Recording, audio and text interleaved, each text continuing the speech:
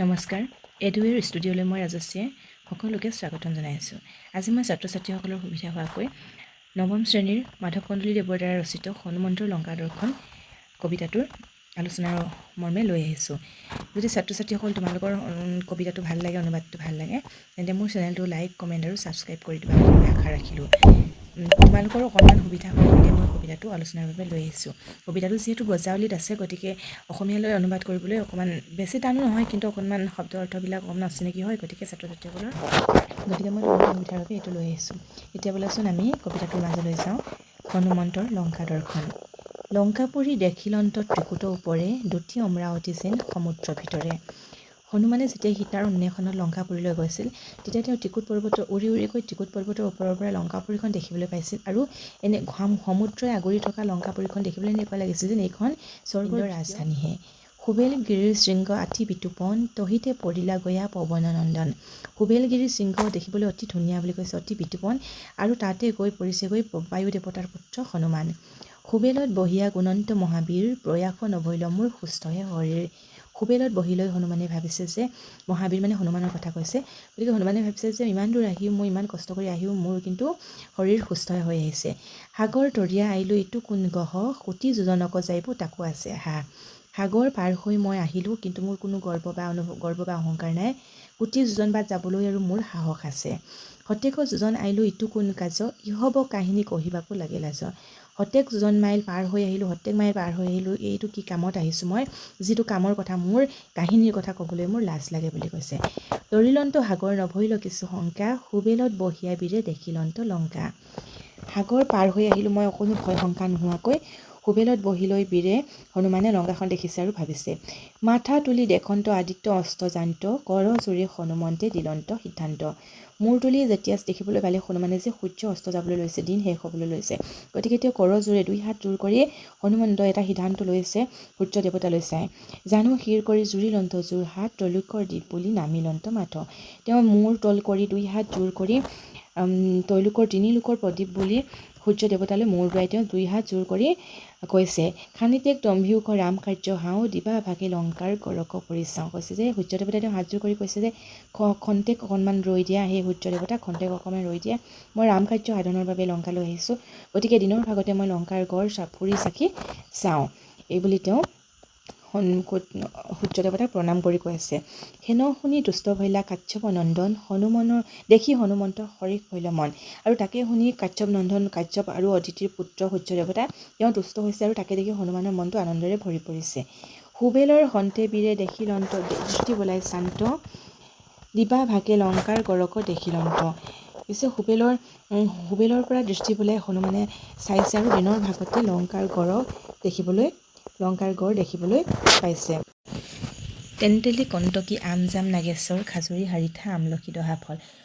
তেতেলী কণ্টকি মানে কাঁইটীয়া গছ, আম জাম নাগেশ্বৰ খাজুৰী, হাৰিঠা হৈছে মণিছালৰ গছ, আৰু আমলখি দহা ফল, হাৰিঠা হৈছে মণিছাল বা ৰিঠা গছ, এনেকুৱা ধৰণৰ তেওঁ ফলৰ গছ দেখিবলৈ পাইছে। তেওঁ লংকালৈ যাওঁতে মানে পৰিৱেশটো বহুত ধুনীয়া, তাত বিভিন্ন ধৰণৰ পদুম ফুল ফুলি আছে, গছ গছনি দেখিবলৈ পাইছে, ফল মূলৰ গছ দেখিবলৈ পাইছে, চাটিয়াল, গুৱা, নাৰিকল, শ্ৰীফল। চাটিয়াল মানে হৈছে ছটিয়না গছ, আৰু গুৱা হৈছে তামোল গছ, আৰু নাৰিকল, শ্ৰীফল আজি দেখিবলৈ পাইছে। হলংগা মানে হৈছে হোলেং টেঙাৰ গছ, আৰু মহৰি আৰু কমলা টেঙাৰ গছ দেখিবলৈ পাইছে। কৰদৈ বিচুমৰ্তক চে হোলংগা অমৰা, কদম্ব আজি হলংগা, মহৰি আৰু হোলেং টেঙা, কমলা টেঙা, কৰদৈ বিচুমৰ্তক আৰু হোলংগা আমৰা বুলি আছে, এইটো হোলেং টেঙাৰে এনেকুৱা ধৰণৰ টেঙা জাতীয় বিধ ফল, এনেকুৱা ধৰণৰ ফল তেওঁ আমৰা ফল তেওঁ দেখিবলৈ পাইছে, মানে অমৰা ফল। কদম্ব গুলাল পাৰিজাতক আশেষ, সেউতী মালতী গুটিমালি যে বিশেষকৈ কদম ফুল, গুলাল ফুল, পাৰিজাত ফুল, আজি সেউতী মালতী গুটিমালি আদি বিভিন্ন ধৰণৰ ফুল তেওঁ দেখিবলৈ পাইছে লংকালৈ যাওঁতে সেই বাটছোৱাত দেখিবলৈ পাইছে। আৰু তাত এনেকুৱা হৈছে, বোৱাৰৈ বসন্তে অনুকূলে বহে বাও, খৰ ঋতু নচাৰৈ কোকিলৰ ৰাও। তাত গোটেই 12টা মাহতেই যেন বসন্তৰ ধুনীয়া বতাহ বৈ থাকে, আৰু গোটেই 6 ঋতুতে যেন কোকিলৰ কণ্ঠ তাৰ পৰা শেষ হৈ নাযায়, তাত কোকিলে কুলিয়ে তাত মাতিয়ে থাকে, এনেকুৱা এটা পৰিৱেশ লংকাপুৰীখনত। অনেক আশ্চৰ্য পশু চতক আশেষ, সুবৰ্ণ মাণিক মণি ৰতন বিশেষ। এনেকুৱা ধৰণৰ আৰু অনেক ধৰণৰ পশু পক্ষী, ঘৰচটক মানে ঘৰচিৰিকা আছে, আৰু সোণৰ মণিমুকুতাৰে লংকাখন ভৰি আছে।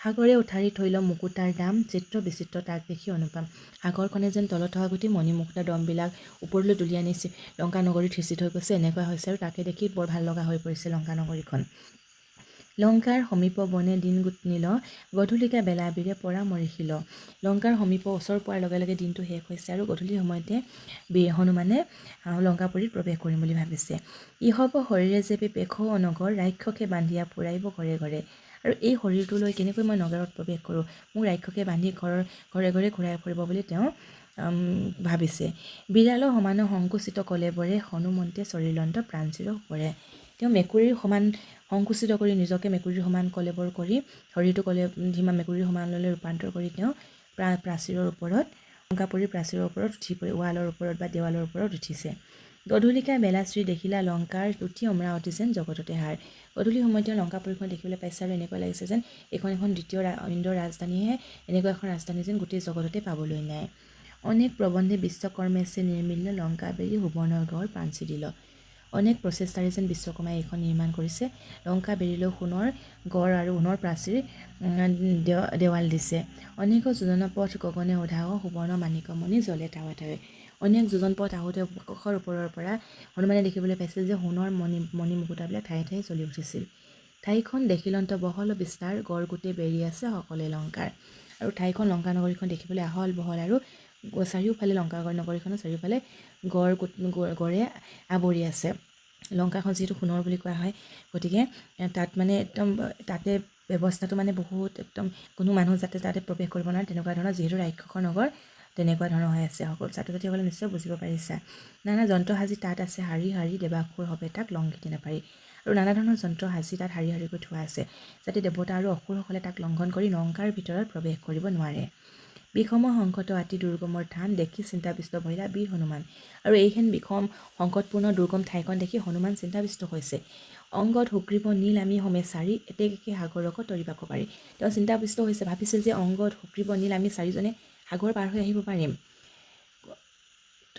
হৈ আহিব পাৰিম কিন্তু সতেক যোজন পথ সাগৰক তৰি ইঠাওক বানৰ আহিবে কেনে কৰি কৈছে আমি চাৰিজনেতো সাগৰ পাৰ হ'ব পাৰিম কিন্তু ইমান যোজন পাৱত সাগৰ পাৰ হৈ বানৰ সৈন্যসকলে কেনেকৈ আহিব এই কথাটো ভাবি তেওঁ চিন্তাবিষ্ট হৈছে বানৰ বৰ্গৰ ইঠাহত কোনো কাম কিবা কৰিবন্ত আহি দাশিৰথী ৰাম বানৰ বৰ্গসকলে এঠাইত আহি কি কাম কৰিব যদি কিবা কৰে দশৰথৰ পুত্ৰ ৰামেই কৰিব তেওঁ আকৌ এই বুলিও ভাবিছে ৰাম লক্ষ্মণ জাতটো অচিন্ত্য প্ৰভাৱ কি কাৰণে মনত কিঞ্চিত দি উঠায় কৈছে ৰাম লক্ষ্মণ আছে যিহেতু কোনো চিন্তাৰ কাৰণ নাই সেইকাৰণে মনতে অকণমান কিঞ্চিত প্ৰবোধ দিওঁ বা মনক অকণমান সান্ত্বনা দিওঁ বুলি তেওঁ হনুমানে আকৌ এই কথাটো ভাবিছে গতিকে কবিতাটো আজিলৈ ইমানেই আছিল ইমান কবিতাটো কেনেকুৱা লাগিলে ছাত্ৰ ছাত্ৰীসকলে কমেণ্ট বক্সত নিশ্চয় জনাবা আৰু এনেকৈ আগলৈ মোৰ পৰা এনেকৈ যদি ভিডিঅ' পাব বিচাৰা তেনেহ'লে নিশ্চয় মোৰ চেনেলটো লাইক কমেণ্ট আৰু ছাবস্ক্ৰাইব কৰিবা আজিলৈ ধন্যবাদ